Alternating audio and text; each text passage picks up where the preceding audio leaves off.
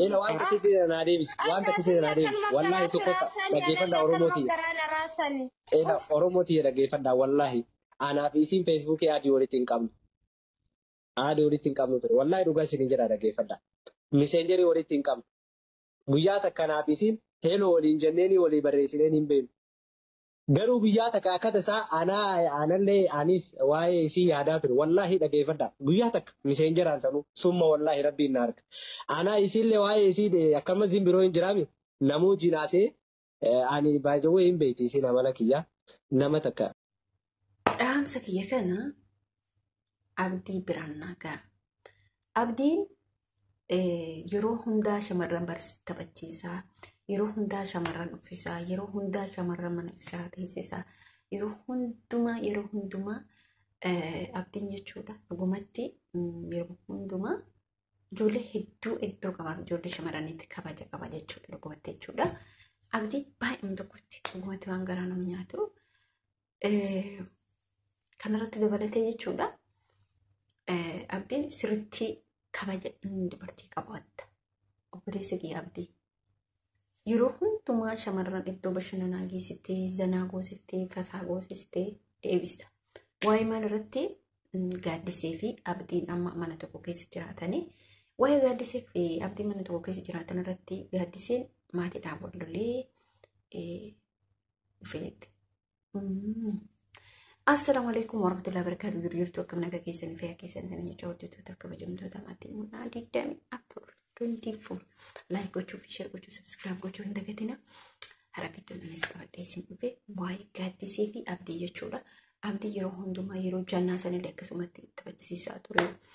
Ammallee gaaddisee akkasumatti zanaa fataa goosisaa jira. Gaaddiseen mucaa xiqqoodha. Mucaa leef rafaa dhufaa jirtu. Dhugumatti bakka gaaddisee bareedduudha. Inni as keessatti amala qabeettiidha. Gaaddiseen yeroo duraa yuutuubii isin mucaa wajjin isin dalagaa turte maqaan isaan beekuun dursaadha. Dursaadhaan ollaa turan na fakkaata. Yuutuubii isa wajjin dalagaa turte. Amma immoo maatiidhaan wal lolee gara abdiitti dhuftee akkas jedhama. Dubbichi dhugas hin fakkaatu. Yaani kanummattuyyuu wal loltes dhuftus beekamuu danda'a. Abdii maal jechuun hin barbaada. Yeroo hunda shamarran bashannansiistee hin deebisinee fuudhi jechuun hin barbaada. Maaliif bakka yeroo hundumaa shamarran dhuftee si hojii taphattee maal jettee deemurra otoo fuutee baay'ee tokkotti natti tolaa dhiifama. Al tokko isin jechuu barbaada. Obboleen kiyya waa'ee gaaddisee akkasuma waa'ee Kadiir fi Naafii jechuudha. Kadiir fi Naafiin ammallee walirraa bareedu, walirraa tolu. Viidiyoo isii keessatti Arabiffa makattee haasofte jechuudha. Kadiir achi keessatti maal jedheen isitti fakkaata? Yeroo ani si bira jiru, yeroo ani dhakkaa mukatti bu'ee maal godhee jedhu sanitti ati maaliif hin gabbanne? Ati maaliif hin gabbanne? Dubartii yeroo abbaan manaa bira jiru hin gabbattu. Kana beekuu qabdaa beeki. Sababni isallee maaliif dubartiin wallaahi waa hedduu dalagde jechuudha. Ifaajee hedduu bira jira.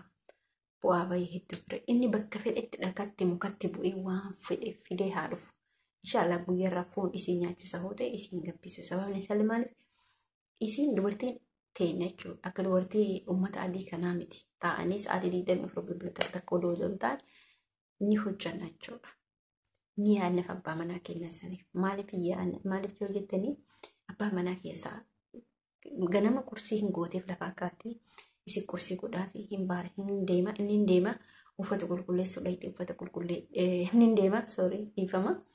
Mana qulqulleessi manas qulqulleessitee meeshaa kaaftee meeshaa sanillee qulqulleessitee mana isii qulqulleessitee booddee jechuudha. Gara meeshaa isii tartii meeshaa manaa hin qulqulleessitiin dhiqamaa hin kaa'ama. Achi hin kaa'ama uffata isaati achi uffata isaa sanuu yookiin immoo otoo uffata isaa sanuu geessinu misaan kaa jechuudha. Hin beekamu biyya keenyatti yeroodha nyaatama akkasii kana sa'a 4 sa'a 5 nyaatamu. Misaan hin gaa misaa saniif hin tartii misaa sana hojjettee geessitee achirraa mallee otuma akkasitti ifaaju.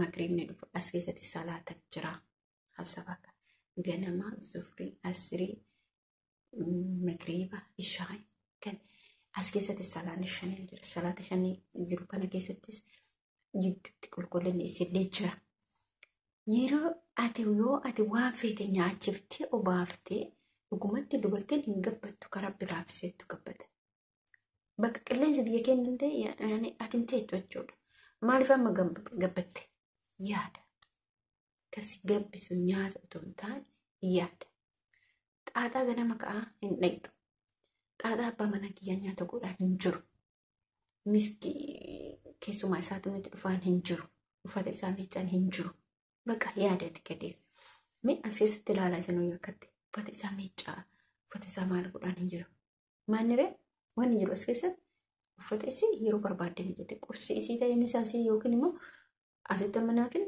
qursii misaa walirratti nyaachuu dandeetti maaliif ree kala sirrafti raahaa bakka isiin raahaa keessa jirtu jiruun bareedduu keessa jirti maaliif hanga gaafii reegisii baatuti akkamitti dubartii erga heerumtee gabbatti gaafii kanatti ta'e kan hirkan ka isaa miidiyaarraallee hin fiduu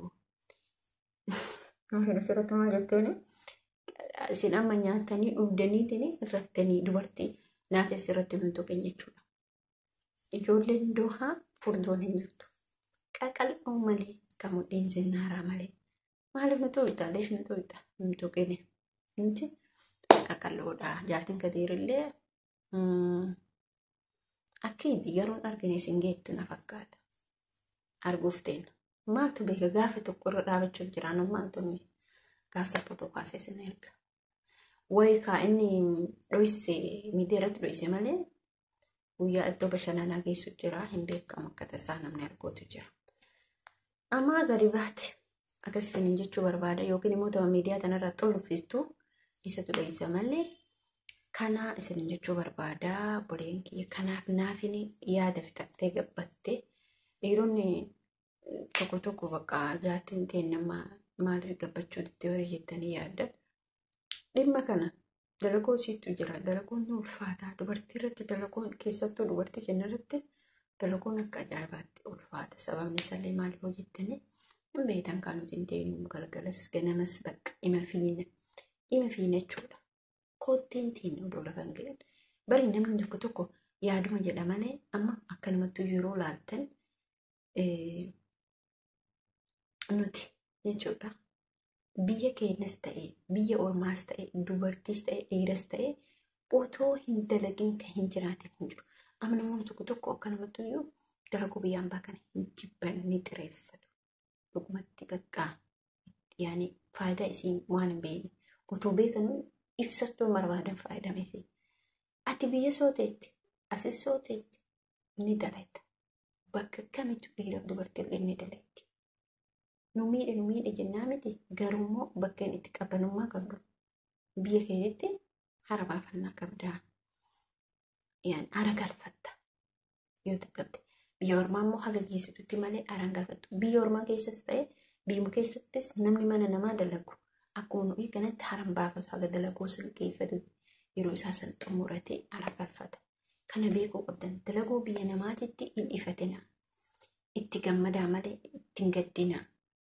ጊዜ tokko tokko yoo ilaalu anillee akkasuma jechaa ture yeroo taa'ee yaadee jedhutti hamma isin na gammachiiftu beeka maaliif gaafa tokko maatiin kee biyyaa rakkate eenyutu ka'ee waa buusa mataa keetii jechuudha gaafa hiriyaantii gaafa obboleessi kee gaafa taa'utti qabdu maaliif waan harkaa qabduuf isin galee itti gammada dalagoo kamittuu itti gammadee jiraadhu gaafa itti gammattee jiraatte bakka waa tokko sitti hin beeksisu gaafa immoo sammuu kee dhiphiftee yaadu eegaltetti immoo karaas maaliif dalaguma xiqqoo tanatu gaara kana sitti ga'a sababni isaallee yaadda gaati dalaguun hifannaa boosatti fiddaa bakka dadhabbiin natti ulfaata jettaa wantoonni as keessatti nama miidhan dalaguun nama miidhu wallaahi dalaguun biyyan baatuni nuti akka biyya keenyattis akkasitti miti malee garuu mootuu garaagarummaatu jira amma fakkeenyaaf uffata jechuun maal jechuun